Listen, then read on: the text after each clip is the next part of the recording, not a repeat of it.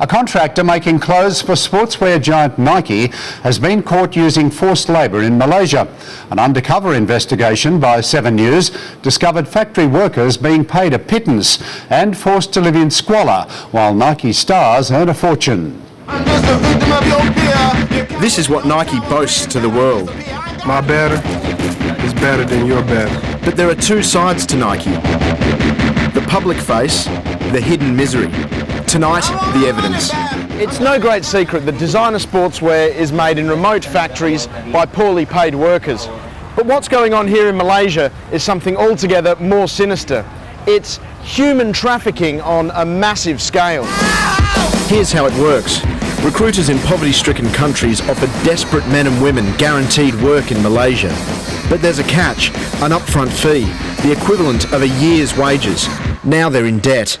On arrival, their passports are confiscated. Now they're trapped. Then, like these Vietnamese workers we met at a secret location, they must sign 3-year contracts in a language they can't read. It's a virtual prison. To leave, they must buy out their debt and buy back their passports. But they're paid so little, escape is impossible. What they say in here is, oh, they've been trapped and they've been lied to. An hour's drive from Kuala Lumpur is Hi-Tex Apparel, reputedly the largest t-shirt manufacturer in Asia. It's a Nike contractor. Cameras are banned here, but posing as a fashion buyer, I gain access to the factory. Nike signs are everywhere. We saw them on every floor. Go. We then sought out the living quarters of the foreign workers. A group of Bangladeshis pleaded with us to come in. We're led down a filthy corridor, past people sleeping, people eating. They're crammed like cattle, 26 men per room. A staggering 350 Bangladeshi workers live in this one tin shed. Why is it no good? Because you see so many people no enough room, so many people living here. There are similar barns for the workers from Burma and Vietnam, and a separate barn for the women. But conditions are even worse outside. So this is where you bathe. This is the shower. This one company make.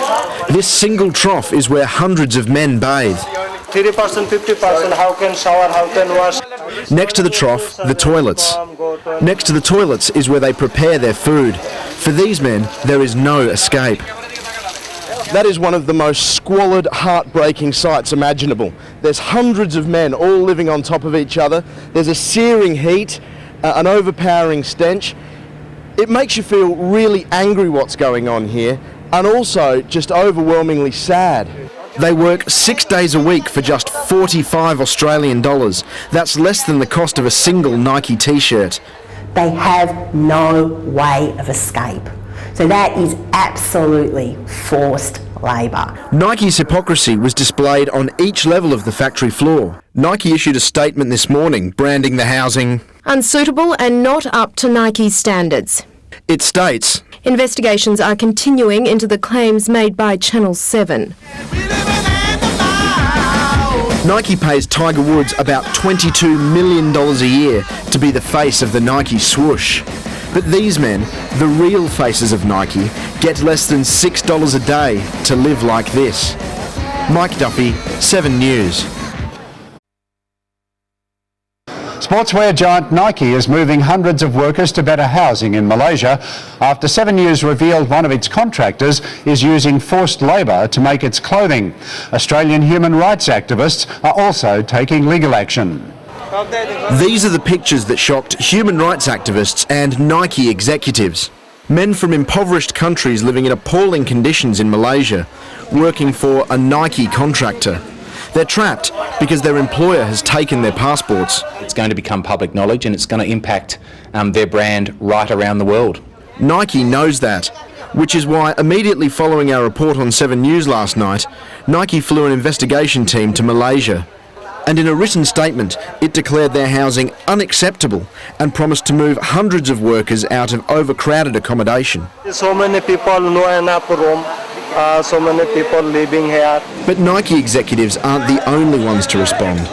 Spokesmen for the Australian Vietnamese community say relocating workers is a side issue. They've hired lawyers, demanding Nike's contractor give foreign workers back their passports and allow them to leave. And if workers want their passports back, then the employers must give them back.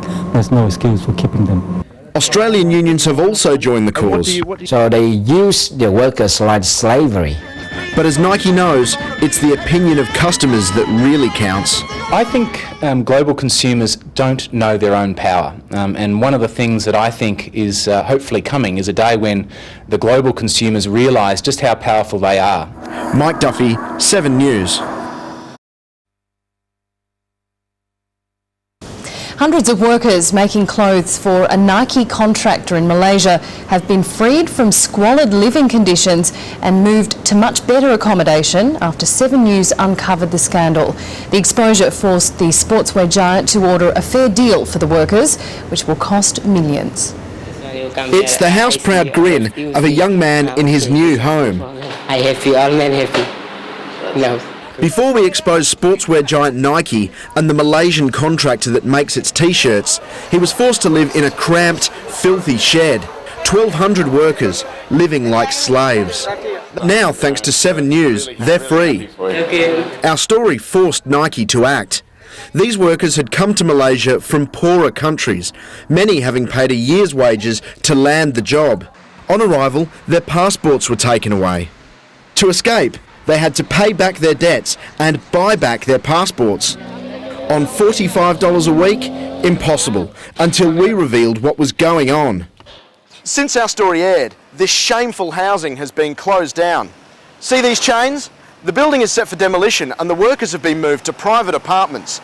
This is one of 37 sites in Malaysia Nike suspects of similar practices. Nike executives refused to speak, other than on the phone from their distant US headquarters. I can't begin to tell you how disturbed and upset we are. They've now been moved from this 30%, 50%, how can shower, how can wash. To apartments like this. I think Channel 7 has proven once again that the media in a free country like Australia can be used to help people who are disadvantaged and exploited.